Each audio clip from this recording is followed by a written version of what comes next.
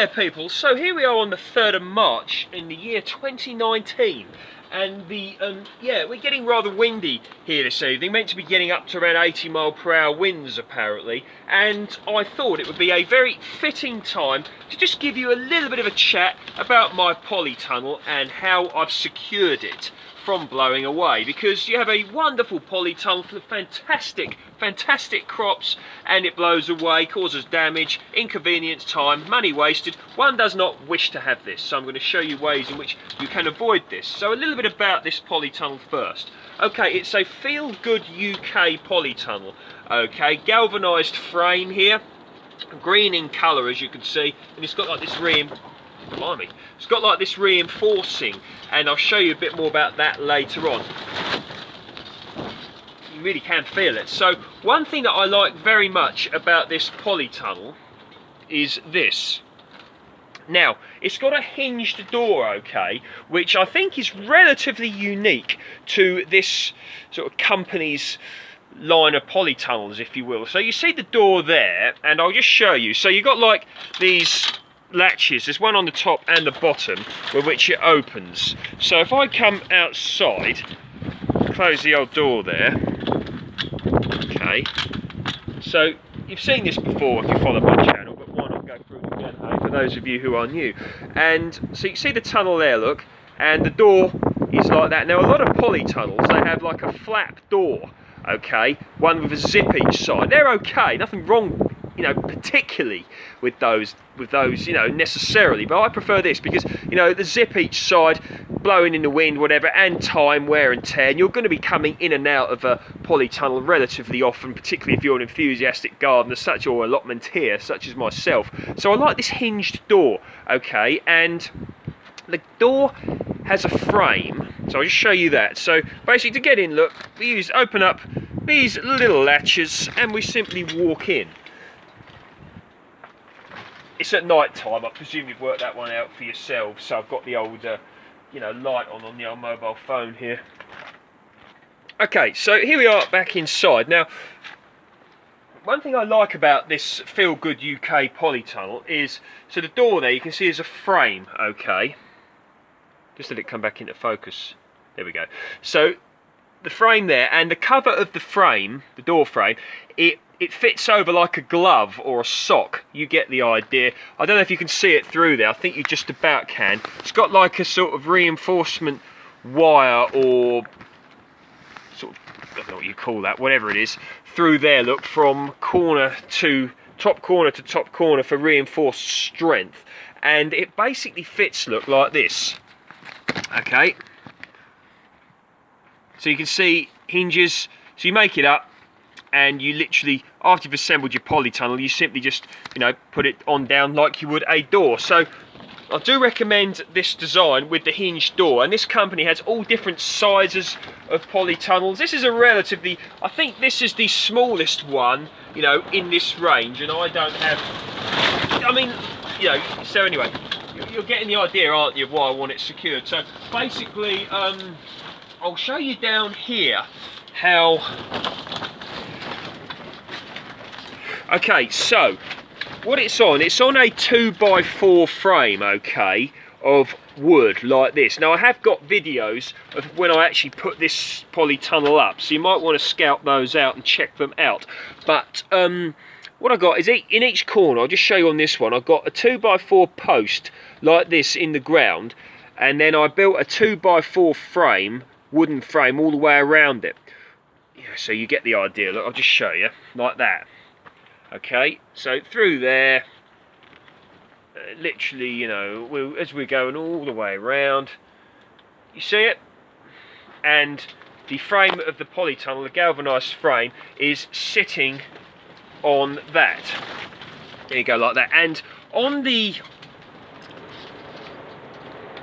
cover of the polytunnel, you can see it's got these here, Velcro straps, and these hold the cover of the polytunnel onto the galvanised frame, okay? So going back down here, looking at these posts. So these posts are in the ground quite far. What I did was I cut like a spike, and I knocked them in with sledgehammer or a club hammer, lump hammer, whatever, and then the wooden frame is screwed onto the polytunnel here.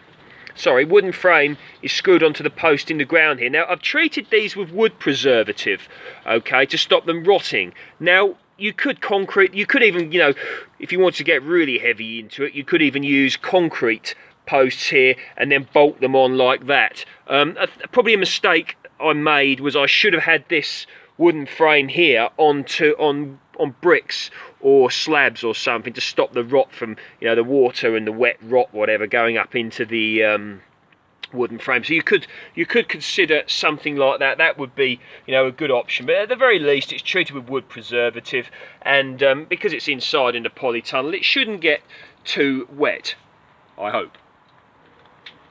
Okay, now we're back outside. Now this is another very important way. This is a very important thing you may want to consider. Now, if I show you down the bottom of my tunnel, so you remember the wooden frame, 2x4 frame it's on. Now what I've done, you can see I've got battens. These are just little skirting boards here, just some, you know, odd wood I had laying around. But what I've done is I've screwed the polytunnel cover onto the frame. Now, so the cover, you know, obviously it's going over the whole polytunnel like this, and it goes down, look, into there. It goes round, and I've screwed it on so it can't be, the wind can't get under it and rip it off, basically. It's another option. So also another thing I could do in the future, and it's a very popular thing to do, is to dig around and bury this in the ground. You know, that's another thing that one can do, this plastic here, so the wind can't get under it. But I chose to do this simply because can't find it in me at the moment to dig around it and bury it, but that, you know, I may consider doing this in the future. So yes, if you want to get a polytunnel, you really want to ensure that it is properly secured. Okay, yeah, so this is what happens if you don't secure one properly. Okay, remember my brand new polytunnel that I purchased the other day? Well, it's not here anymore. It's gone, and I've got to try and find it. This is one reason why this is a very fitting time to do this video. So I've got to try and find where it's blown off to.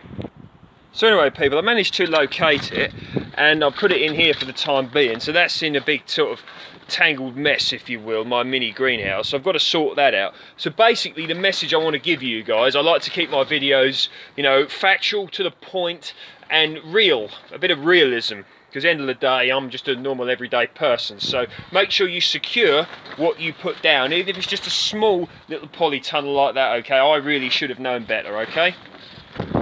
So going back here, so just again I'll show you. So frame here all the way around, and cover screwed onto the 2x4 frame I built round the bottom, so this can't lift off. Now this is important as well. Just show you here. So you see that there, the frame, the galvanised frame here is, I've fastened it using cable ties all the way around. Okay, there are many ways you could do that. I suppose you could use rope or something, but I had cable ties laying about, so I indeed used those.